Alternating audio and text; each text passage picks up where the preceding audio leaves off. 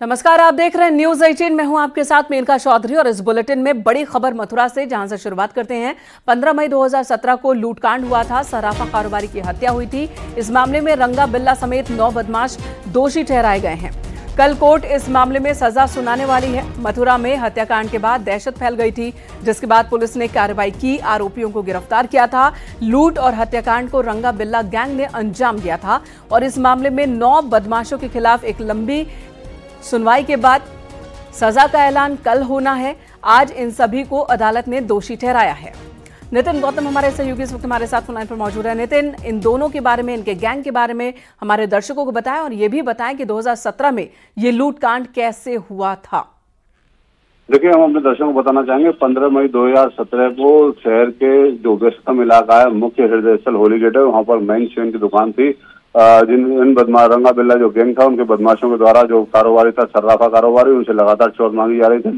चौथ न देने पर इस गैंग ने इस वारदात को अंजाम दिया था, जिसमें इन्होंने जो ताबड़तोड़ फायरिंग करते हुए 2 जो सर्राफा कारोबारी थे उनको मौत के घाट उतार दिया था और वहीं जो दुकान में लूट की घटना को अंजाम दिया था और वहां से सोने चांदी के जेवरों को लेकर लूट कर चले गए थे। दिन दहाड़े हुई इस वारदात के बाद से शहर में जो है दहशत का माहौल पैदा हो गया था, क्योंकि शहर के हृदय स्थल होली गेट पर इन लोगों ने ताबड़तोड़ फायरिंग कर 2 व्यापारियों को मौत के घाट उतार दिया था। उसके बाद से पुलिस ने घेराबंदी करते हुए और इन 9 बदमाशों को पकड़ा था। उसके बाद ये गैंग सक्रिय जो था वो सुर्खियों में आया था। लिहाजा लंबी लड़ाई के बाद जो परिवार वाले थे, सर्राफा कारोबारी थे, उन्होंने लंबी लड़ाई लड़ी और उस लंबी लड़ाई के बाद पुलिस ने सारे साक्षी जुटाए और अब सफलता मिली है कि जो 9 बदमाश थे जिन्होंने दुस्साहसिक वारदात को अंजाम दिया था, क्योंकि योगी सरकार बनी थी और सरकार बनने के साथ इन्होंने इस वारदात को अंजाम दिया था। तो उसके बाद तुरंत गिरफ्तारी हुई थी और एक लंबी सुनवाई के बाद अब ये दोषी करार दिए गए हैं। कल सजा का ऐलान होगा और देखने वाली बात होगी कि इन्हें कितनी सजा मिलती है।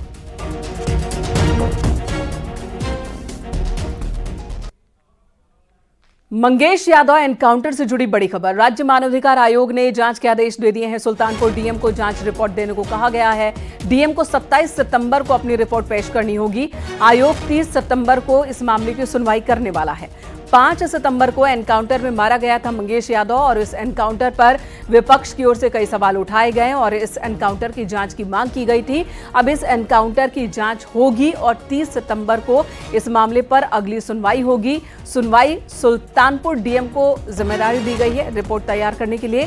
राज्य मानवाधिकार आयोग इस मामले की सुनवाई 30 सितंबर को करेगा। उससे पहले 27 तक रिपोर्ट डीएम सौंपेंगे।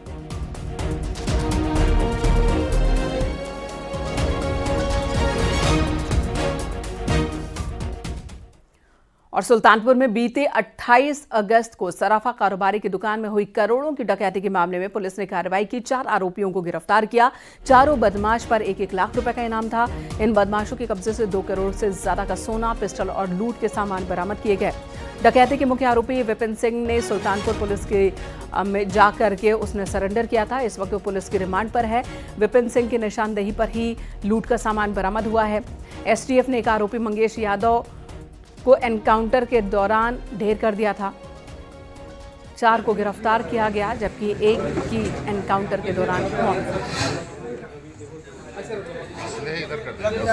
इसको स्पेशल जो टिप ऑफ मिला, उसके आधार पर 4 अभियुक्त और गिरफ्तार किए गए, जिनका कमर्शियल नाम है दुर्गेश प्रताप सिंह, विनय शुक्ला, अरविंद यादव और विवेक सिंह। इन सभी के पास से और जैसे मैं पता पीसीआर में पूछताछ के दौरान अभियुक्त के द्वारा जो रिकवरी करवाए घटनास्थल पे वो करीब इसी संबंधी पीसी है, जिसमें करीब 2.25 किलो सोने का सामान बरामद हुआ है और काफ़ी सारे असले और वो बोलेरो कार भी बरामद हुई है। जिस बोलेरो कार को इन अभियुक्त ने घटना के दिन घटना करने के बाद बाइक से उतर के इस्तेमाल करके भागने के लिए इस्तेमाल किया था। खुलासा सही हुआ है। ज़्यादातर माल हमारा मिल गया है। थोड़ा मोड़ा चांदी का सामान है बचा, वो भी अभी और अभियुक्त हैं, हो सकता है उनके पास से मिले। नहीं, क्या जानकारी दी गई पुलिस की तरफ से अभी आपको खुलासे के लिए? खुलासे के लिए कोई जानकारी जो सामने आया उसी को जो है खुलासा मान रहे हैं। हमको कोई अलग से जानकारी नहीं दी। मतलब जो पुलिस बता रही है उसी को खुलासा मान रहे हैं? नहीं, संतुष्ट नहीं है? वह संतुष्ट हैं। इस तरीके से सामान सब आ गया, हमारा सामान है, इसलिए हमें संतुष्टि है।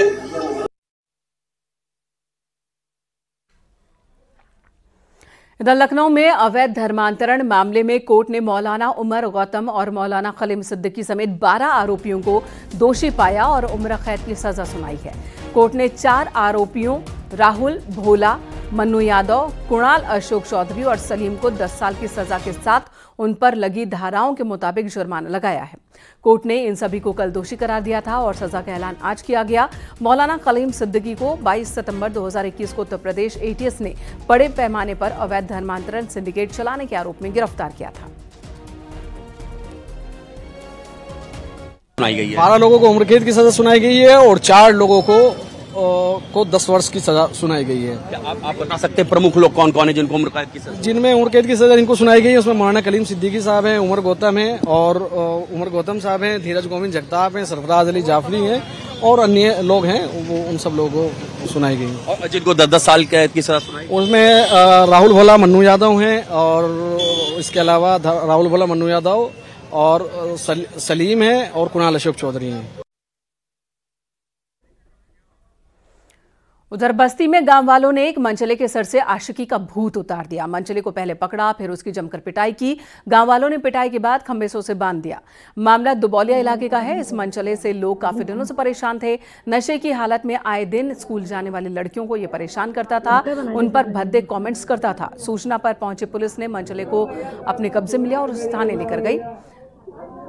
इस लड़के के खिलाफ केस दर्ज हुआ है।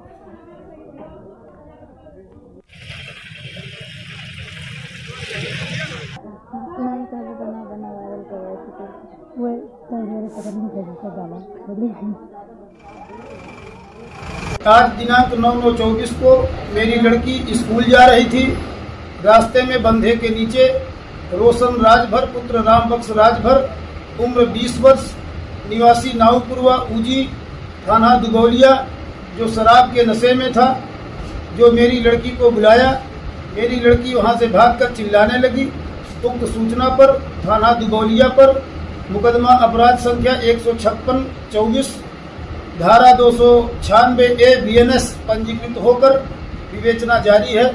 अभियुक्त का चालान धारा 170, 126, 135 BNSS किया गया है। इधर गाजियाबाद में बाइक सवार बदमाशों ने एक महिला से छेड़खानी की। घटना का वीडियो सामने आया। एक बाइक पर 4 लड़के आते हैं और महिला को गलत तरीके से छूते हैं। मुरादनगर इलाके की ये घटना है। इस वीडियो के सामने आने के बाद फिर सवाल उठ रहे हैं और पुलिस के ऊपर प्रेशर बनाया जा रहा है। जाहिर सी बात है कि इस मामले में एक्शन लिया जाए।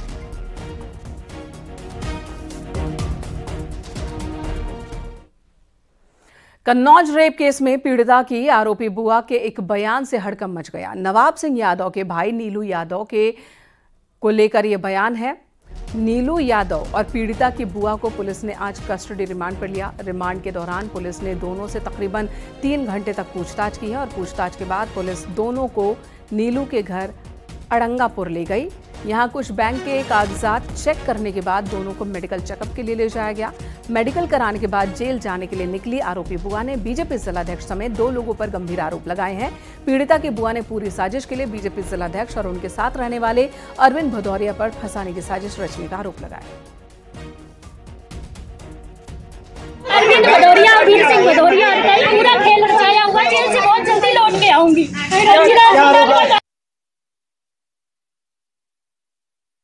कुछ तथ्य थे जिनकी पुष्टि की जानी थी। दोनों लोगों को आमने सामने बैठाकर क्रॉस क्वेश्चनिंग की गई और जो भी हमें बातें पुष्टि करनी थी उसके संदर्भ में कुछ साक्ष्य संकलित किए गए। कुछ बयान इसमें निकल कर आए, उनको विवेचना में समाहित किया जाएगा और शीघ्र ही अगले 3 दिवस के अंदर इस विवेचना का निस्तारण करके माननीय न्यायालय के समक्ष पेश कर दिया जाएगा और इसमें आगे जो है फास्ट ट्रैक कोर्ट में इसकी पैरवी करके आगे की कार्रवाई करवाई जाएगी।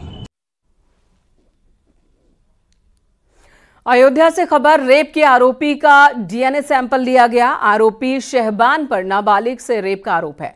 मंडल जेल में पहुंची थी 5 सदस्यीय टीम। पीड़िता का पहले ही सैंपल लिया जा चुका है। जेल में बंद है मुख्य आरोपी शहबान और मानू।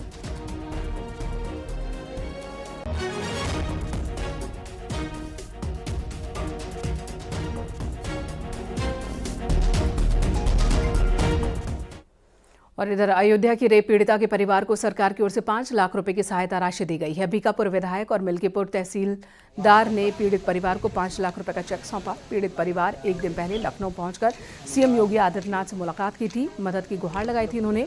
सीएम योगी से मुलाकात के बाद गाँव में खड़ंजा लगना शुरू हो गया। इतना ही नहीं, पीड़िता के घर बिजली का कनेक्शन भी पहुंच चुका है। माननीय मुख्यमंत्री तुरंत कहा कि हम परिवार को 5 लाख तक की सहायता उपलब्ध कराएंगे। आज हम लोग यहाँ पे आए और परिवार को 5, जो माननीय मुख्यमंत्री जी ने आग्रह किया था, 5 लाख का चेक उपलब्ध कराया। इसके साथ साथ विद्युतीकरण जो इन्होंने परसों कहा था, वो विद्युतीकरण इनके घर तक लाइट पहुँच गई है, लाइट जल भी गई है और जो भी इनकी समस्याएं थी जल्द से जल्द उसका निवारण हो जाएगा। उधर उन्नाव में गणेश मूर्ति विसर्जन के दौरान बड़ा हादसा हुआ। बताया जा रहा है कि हसनगंज के औरास मोहान रोड पर एक ट्रैक्टर ट्रॉली बेकाबू होकर पलट गई और इस हादसे में एक महिला और एक लड़की की मौके पर ही मौत हो गई, जबकि 4 लोग गंभीर रूप से घायल हुए। हादसे की सूचना मिलते ही पुलिस और प्रशासन के अधिकारी मौके पर पहुंचे। घायलों को अस्पताल भिजवाया गया। मृतकों के शवों को कब्जे में लेकर प्रशासन ने पोस्टमार्टम के लिए भेजा। गणेश प्रतिमा के विसर्जन के लिए गांव के करीब 20 से ज्यादा लोग ट्रैक्टर ट्रॉली पर सवार होकर सई नदी घाट की ओर जा रहे थे और तभी ये हादसा।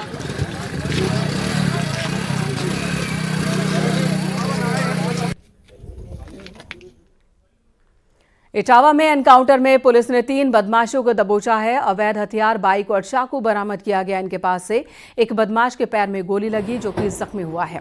चौबिया थाना प्रभारी भी घायल हो गए हैं इस एनकाउंटर के दौरान और पकड़े गए तीनों बदमाश हिस्ट्री शीटर हैं। दिनांक 24/8 को जो है चौबिया थाना क्षेत्र में एक दूधिया के साथ घटना हुई थी और उस पर अभियोग दर्ज किया गया था और उस लूट और विभिन्न धाराओं में अभियोग दर्ज किया गया था, जिसके आधार पर आज जो सुबह हुई है एकदम बिल्कुल भोर में तड़के 4 से 5 के बीच में एक टिप ऑफ मिलता है पुलिस को, जिसमें CO Saifai, SO चौबिया, SO Basrehar और SOG सर्विलांस की टीम इसमें डिप्लॉय की जाती है कि पिछले दिनों में जो दूधिया के साथ घटना हुई थी उसका मोपेड भी चला गया था और उसके साथ 4000 रुपये भी ले लिए गए थे और तमंचा वगैरह दिखा करके, जिसके आधार पर अभियोग दर्ज किया गया था। मेरठ में एक लड़के की हत्या कर शव को खेत में फेंक दिया गया। पुलिस ने लाश को कब्जे में लेकर पोस्टमार्टम के लिए भेजा है। पुलिस इस ब्लाइंड मर्डर मिस्ट्री पर काम कर रही है। मामला रसूलपुर मढ़ी गांव का है। लड़के की लाश के पास से स्कूटी और मोबाइल बरामद हुआ है। आज सुबह पुलिस को सूचना प्राप्त हुई थी कि रोहटा थाना क्षेत्र अंतर्गत एक खेत में एक शव पड़ा हुआ है। जानकारी मिलने के बाद पुलिस ने तत्परता पूर्वक कार्यवाही करते हुए मौके पर पुलिस पहुंची और वहां शव को कब्जे में लेकर और जो फील्ड यूनिट है उसको बुलवाया गया और पुलिस ने जांच प्रारंभ किया। तो प्रकरण वहीं जो स्थानीय गांव है मढ़ी रसूलपुर, वहीं का व्यक्ति विनीत नाम का व्यक्ति है, वहीं का निवासी है और इस संबंध में बॉडी को पोस्टमार्टम के लिए भिजवा दिया गया है। बिजनौर में स्कूल के प्रिंसिपल पर छात्र ने हमला कर दिया है। मामला RHS इंटर कॉलेज का है। सूचना पर पहुंची पुलिस ने छात्र को हिरासत में लिया। जानकारी के मुताबिक कुछ दिन पहले छात्र सादिक को बिना वजह घूमने पर टीचर ने डांटा था। प्रिंसिपल ने भी उसे फटकार लगाई थी। नाराज होकर सादिक ने अपने दोस्तों के साथ मिलकर प्रिंसिपल पर हमला कर दिया। थाना हल्दौर के RHS इंटर कॉलेज के 12वीं में पढ़ने वाले छात्र सादिक को परसों वहाँ के कुछ टीचरों ने अनावश्यक बाहर घूमने से मना की, जिस पर सादिक क्षुब्ध हो गया और इस बात की शिकायत उसने अपने मित्र काले सन ऑफ सतवीर से की। आज सुबह काले सन ऑफ सतवीर ने स्कूल के बाहर प्रिंसिपल साहब के साथ मारपीट की। इस सूचना पर तत्काल पुलिस मौके पर पहुंची और प्रिंसिपल साहब का मेडिकल कराया गया, जिसपे उन्हें गुम चोटें आई हैं। तहरीर प्राप्त करके सुसंगत धाराओं में अभियोग पंजीकृत किया जा रहा है। सादिक को हिरासत में ले लिया गया है। अन्य विधिक कार्रवाई प्रचलित है। और अब खबर चंदौली से, जहां एक दुकान में आग लगने का CCTV वीडियो सामने आया है। इस वीडियो में एक शख्स तेल छिड़ककर आग लगाता दिख रहा है। अलीनगर थाना क्षेत्र के रेमा मोड़ एरिया का ये बताया जा रहा वीडियो। पीड़ित दुकानदार ने शिकायत दर्ज कराई है। पीड़ित ने बताया कि आग लगाने से पहले दुकान पर 2 लोग खाने पीने आए थे। पैसे मांगने पर दोनों ने देख लेने की धमकी दी थी।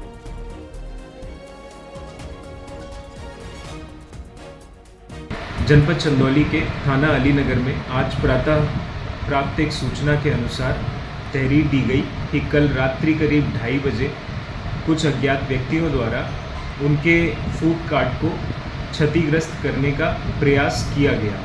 सीसीटीवी फुटेज के माध्यम से जांच कर रही है। तत्काल एफआईआर सुसंगत धाराओं में दर्ज करने की कार्यवाही प्रचलित है। इसके अतिरिक्त कानून व्यवस्था सामान्य है। खबर फतेहपुर से, जहां कोटेदार की बायोमेट्रिक मशीन में ब्लास्ट हो गया। राशन लेते समय जैसे ही उपभोक्ता ने मशीन में फिंगर लगाया, बायोमेट्रिक मशीन में तेज धमाका हुआ। इस हादसे में कार्ड धारक बाल बाल बची। बायोमेट्रिक मशीन में ब्लास्ट होने के बाद कार्ड धारकों में हड़कंप मच गया। मशीन की सप्लाई लखनऊ की एक संस्था ने की थी। डीएसओ ने इस मामले में टेक्निकल टीम को जांच के आदेश दिए हैं। दाहता थाना के सरवनपुर निदौरा गांव का ये मामला है।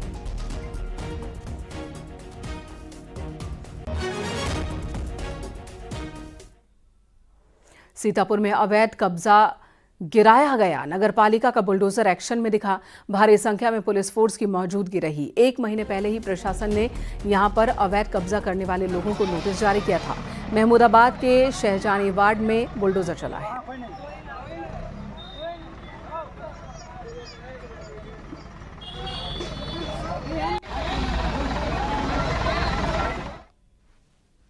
फिरोजाबाद में बारिश के कारण एक दीवार गिर गई और इस हादसे में एक बुजुर्ग महिला की मौत हो गई, जबकि उसका पति जख्मी हो गया। हादसे में महिला के साथ 2 बकरियों की भी मलबे में दबकर मौत हो गई। थाना रजवली क्षेत्र के गांव कैलाशपुर का ये मामला है। पुलिस ने ग्रामीणों की मदद से घायल को मलबे से निकाला और ट्रॉमा सेंटर भिजवाया। बुजुर्ग का इलाज चल रहा है फिलहाल। वहीं मृतक महिला का शव पोस्टमार्टम के लिए भेजा गया।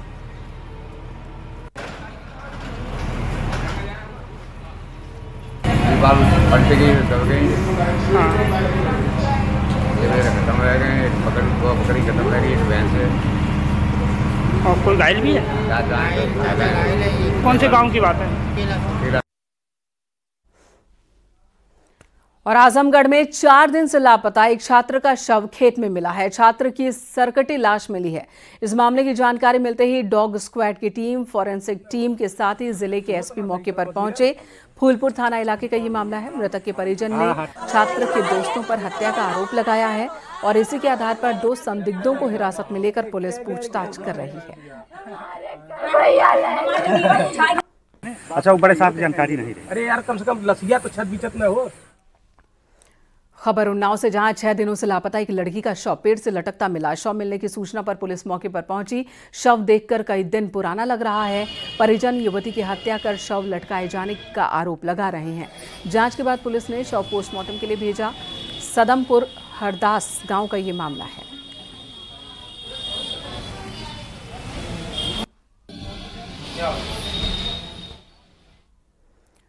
झांसी में लगातार हो रही बारिश के बाद तमाम नदियां उफान पर है। मऊरानीपुर तहसील क्षेत्र में स्थित धसान नदी ने रौद्र रूप धारण कर लिया है।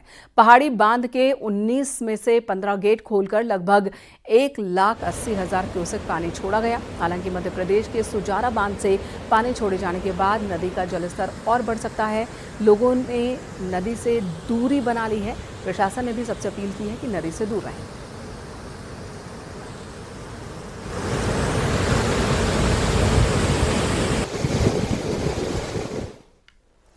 शाहजहांपुर में झमाझम बारिश से जनजीवन बुरी तरह से अस्त व्यस्त हो गया है। शहर की कई सड़कें तालाब में तब्दील हो चुकी हैं। जलभराव की वजह से लोग परेशान हो रहे हैं। जगह जगह सड़कों पर कीचड़ से लोगों का पैदल चलना भी मुश्किल हो चुका है।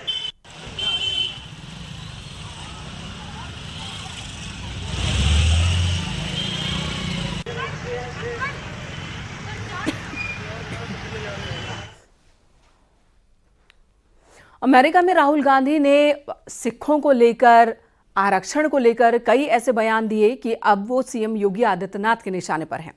सीएम योगी आदित्यनाथ ने सीधे सीधे कहा है कि राहुल गांधी अलगाववादी समूह का लगता है नेता बनना चाहते हैं। राहुल का लक्ष्य देश को गृह युद्ध में झोंक देना है। आरक्षण खत्म करने का कुचक्र रच रहे हैं राहुल गांधी। वहीं राहुल गांधी को देश से माफी मांगनी चाहिए, ये बात भी सीएम योगी आदित्यनाथ ने कही। उन्होंने कहा कि देश में विभाजन का बीज अपने बयानों से राहुल गांधी रोप रहे हैं।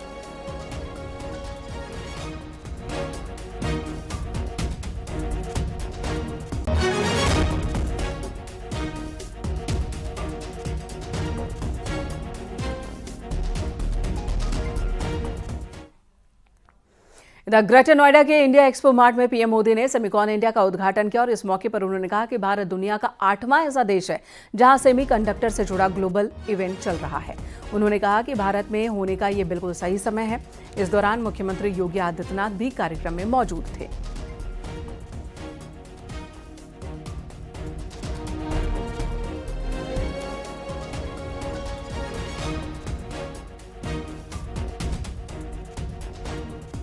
पांच तस्वीरें आपके सामने हैं। प्रधानमंत्री ने सेमिकॉन कॉन्क्लेव की शुरुआत की है। 3 दिनों तक ये कार्यक्रम चलेगा और इस दौरान देश विदेश के 25 से ज्यादा स्टॉल्स यहाँ पर लगाए गए हैं। चिप हर एक सामान में, जो भी सामान हम यूज करें इलेक्ट्रॉनिक, उसमें चिप भारत का बना हुआ हो, ये अपील की है प्रधानमंत्री नरेंद्र मोदी ने।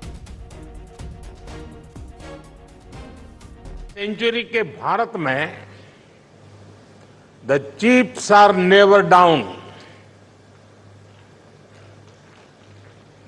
और सिर्फ इतना ही नहीं है, आज का भारत दुनिया को भरोसा देता है, when the chips are down you can bet on India.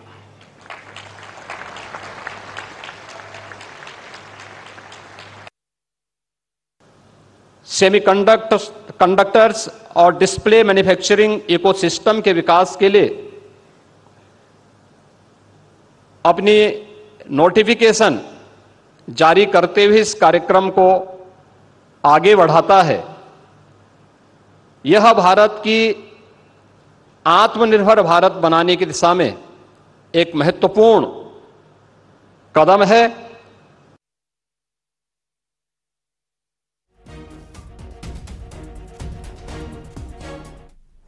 Paris Paralympic में हाई जंप में गोल्ड मेडल जीतने वाले प्रवीण कुमार ने आज ग्रेटर नोएडा में अपने माता पिता के साथ सीएम योगी आदित्यनाथ से मुलाकात की। पेरिस पैरालंपिक में गोल्ड मेडल जीतने पर सीएम योगी ने प्रवीण कुमार को बधाई दी है।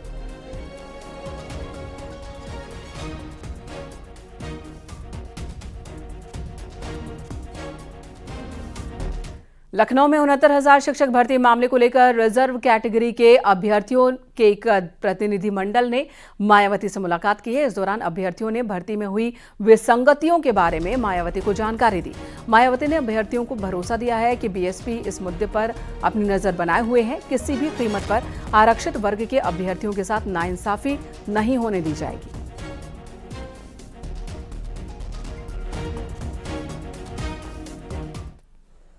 बदायूं में एक भेड़िए के धोखे में सियार को लोगों ने पीट पीट कर अधमरा कर दिया। गद्दी चौक मोहल्ले की यह घटना है। वन विभाग की टीम मौके पर पहुंची। सियार को पिंजरे में बंद किया गया। सियार का इलाज चल रहा है। आपको बता दें, बहराइच जिले में भेड़िए का आतंक है। इस बीच बदायूं में भी लोग दहशत में हैं। यहां पर जब सियार को मोहल्ले के अंदर देखा लोगों ने तो भेड़िया समझकर उसे पीट पीट कर अधमरा कर दिया।